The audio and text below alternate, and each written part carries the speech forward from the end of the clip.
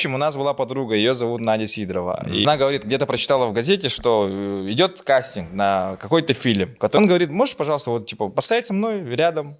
Мы подошли, с нами поздоровались. Вот девушка сказала, что она хотела бы сняться в фильме. После этого выходит, короче, вот великий ужасный Николай Донской. Таким стереотипно одетым. Вот шарф, там, знаете, берет, там, сигарета. Смотрит на меня и спрашивает, эй, парень, хочешь стать звездой?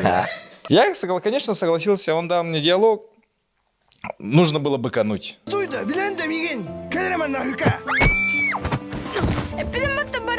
Гриша боксер. Вот в это время уже чувствовал, что это фильм кринж будет полнейшим. Я сказал, что дальше сниматься не буду, и уехал. После этого они мне писали, звонили по поводу озвучки. Я сказал, что меня, пожалуйста, из фильма уберите. Тебя озвучил другой, да? Меня озвучил другой человек. Это вообще не я. Я даже не знал, что такое слово «агыка». Я такие слова не говорил даже тогда.